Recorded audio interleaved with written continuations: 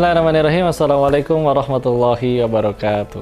Alhamdulillahirabbil alamin. Alhamdulillahilladzi khalaqal mauta wal hayata liyabluwakum ayyukum ahsanu amala wa huwal azizul ghafur. Segala pujanya kepada Allah atas nikmatnya kita bisa mencapai hari ini. Semoga Allah terima seluruh amal soleh kita, dan salawat salam semoga selalu tercurah pada junjungan kita baginda Rasulullah Muhammad sallallahu alaihi wasallam beserta keluarga dan sahabatnya. Bismillah teman-teman. Kali ini kau pengen bahas tentang manusia yang paling beruntung, karena banyak sekali di ayat di Al-Quran bicara tentang itu ya. Seperti misalkan contoh surat 87 Al-A'la ayat 14-15-nya. Qad aflaha man tazakka wa dzakara isma rabbih fasalla. Atau juga Quran surat 91 Asy-Syams ayat 9 dan 10. Qad aflaha man zakkaha wa qad khaba man dassaha. Sungguh beruntung orang yang menyucikannya. Ini dia teman-teman. Kau pengen ingetin ya. Orang itu biasanya memang rajin mengisi ember pahalanya sendiri. Ibarat bayangin kita punya ember lah ya buat nampung pahala kita. Tapi kadang orang itu cuma rajin ngisi tapi lupa ngecek ember pahala kita bocor atau enggak.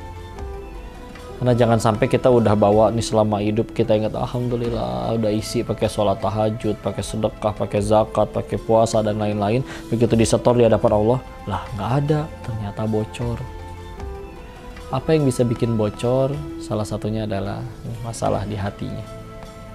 Makanya di situ disebutin qad aflaha man zakkaha, sungguh beruntung orang yang menyucikannya.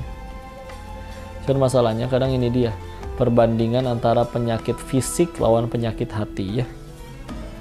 Orang sakit fisik, sembuh tidak sembuh, tua atau muda, pria atau wanita, ujung-ujungnya sama, mati ya. Tapi sambil di dunia yang ngerasain sakitnya, dosa berguguran. Atau kalau dosanya udah habis, derajat diangkat. Sedangkan disebutkan ya dalam hadis, kalau misalkan orang sakit itu Allah mencabut 3 hal dari dirinya. Cahaya di wajahnya, senyumannya, keceriaannya, dan yang ketiga adalah dosa-dosanya. Ketika dia sembuh, dikembalikan yang 2, yang 1 tidak. Yang dikembalikan adalah keceriaannya, cahaya di wajahnya, dosanya tidak dikembalikan. Bisa jadi gara-gara sakit itu lebih terjamin surganya daripada yang sehat tapi lalai. Masya Allah teman-teman. Cuman bedanya, penyakit fisik itu ketika udah kena, udah magugurin dosa, meninggal, demi Allah penyakitnya nggak ikut.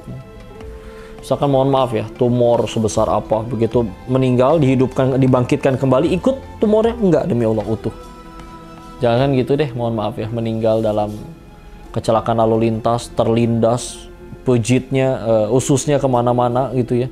Begitu nanti dibangkitkan kembali, utuh demi Allah, nggak berantakan. Itu penyakit fisik. Ya, kalau penyakit hati sambil di dunianya kena gak kerasa, kadang merasa nikmat, malah merasa senang, dipuji, dikagumi sampai dia lupa diri. Dan ketika wafat penyakitnya ngikut, harus dipertanggungjawabkan. Apa yang bikin kamu sombong? Ngerasa pintar, ngerasa hebat, dari mana memang otaknya, dari mana Allah titipkan ilmunya itu? Dari Allah semuanya. Dan repotnya lagi, kalau penyakit fisik tuh ketemu dokter gampang ngaku.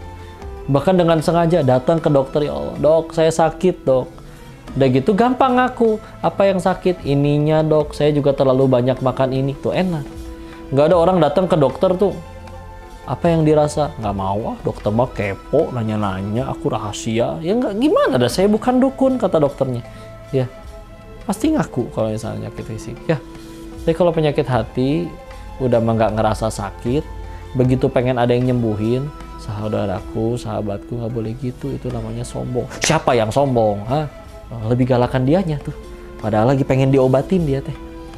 Ya, sehingga ini bahaya teman-teman. Alhamdulillah, jangan sampai ember pahala kita habis, bocor. Iya puasa, iya, tapi ibadah yang lain segala macam dilakuin, tapi ya Allah malah bikin kita misalnya jadi kotor hati, ngerendahin orang, ngerasa diri lebih suci. Enggak. Ada santri nanya waktu itu, kelas 3 atau 4 SD ya, nanya, kenapa saya udah jaga sholat bahkan ditambah yang sunnah, sehari nambah setengah halaman hafalan baru aja susah banget. Sedangkan teman saya, jangankan yang sunnah, 5 waktu aja bolong-bolong, kadang sambil dosa. Tapi sehari bisa nambah, sehari 4 halaman hafalan Al-Quran baru. Dia nanya, kok bisa hafalan dia berhasil, saya gagal? Maka guru kami waktu itu menjawab, orang yang hafalannya berhasil adalah yang dengan hafalannya dia tambah takut sama Allah. Daripada misalkan dititipin cepet, Allah yang nitipin sebetulnya, tapi gara-gara itu dia lupa bahwa hafalan itu ujian. Terus gara-gara itu dia malah jadi sombong, gak dijadiin imam ngambek, yang jadi imamnya dijulitin sambil nggak ngucap mulutnya mah, tapi dalam hati, alah bacaan kayak gitu bagusan dia saya. Alhamdulillah. Ada orang yang sambil ngapalin Al-Ikhlas nggak apal-apal sambil nangis, ya Allah dosa saya mungkin terlampau banyak sampai engkau tidak izinkan hamba bisa hafal surat sependek ini. Nangis, ampun ya Allah. Meninggal pas lagi kayak gitu ngapalin Al-Ikhlas, husnul khotimah insya Allah. Daripada misalkan hafal 30 juz tapi jadi sombong, ngerasa diri lebih suci, lebih mulia dari orang lain. Kalau tidak dipanggil Fulan Al-Hafiz, ngambek, kenapa Al-Hafiznya tidak disebut?